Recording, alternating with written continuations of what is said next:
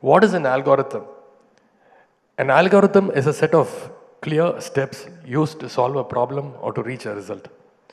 In computers, it works like a method that tells the machine exactly what to do at what time, step by step, to get the correct output. In a similar way, Tamil Nadu's politics also follows a clear and consistent method. That's what we call the Dravidian algorithm. This algorithm has been developed from many social, cultural, and political inputs gathered over the past century.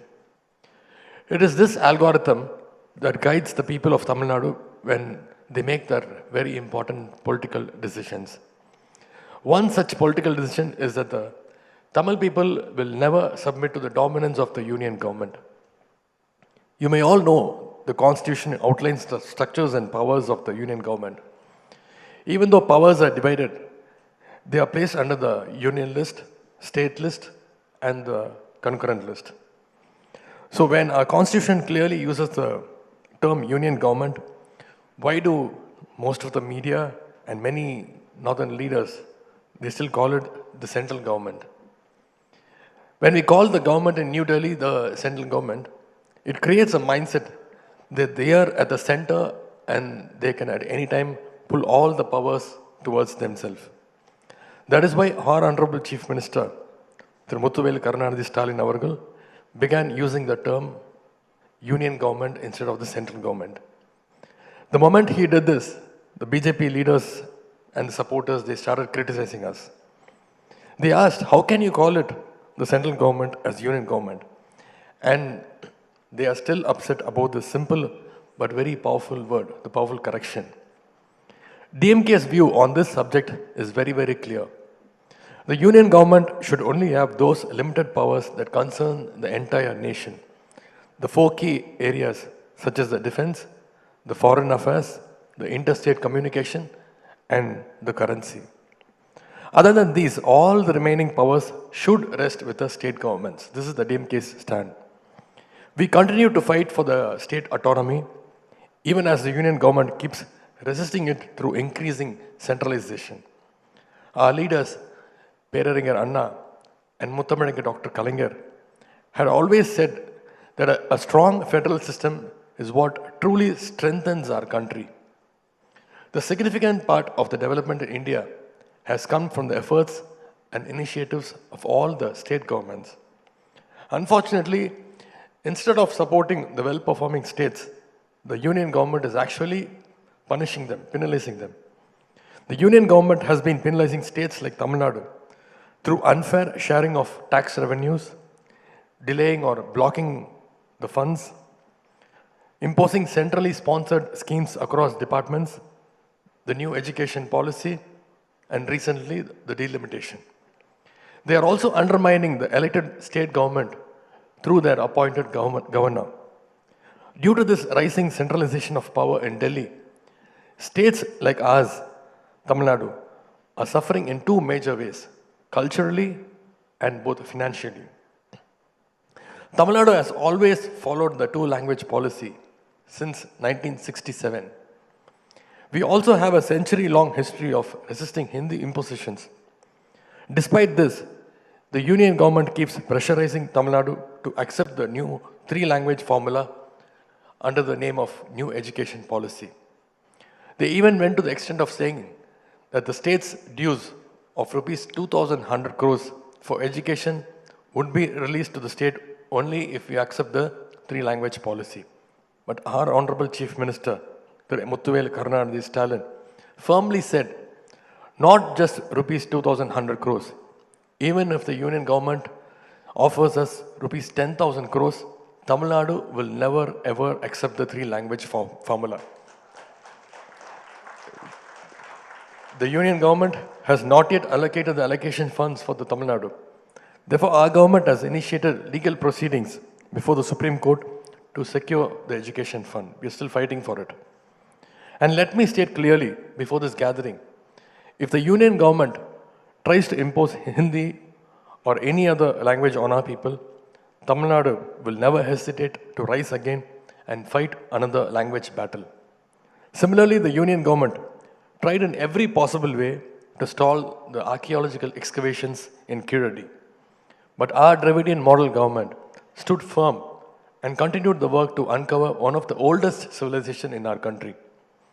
Even after the Kiradi report was submitted with clear scientific evidence, the Union government has still not approved it, giving baseless reasons. Why? Because the party ruling the Union government wants to create its own version of the history, even if it means ignoring the evidence. First, they must understand that India is a multicultural, multilingual nation.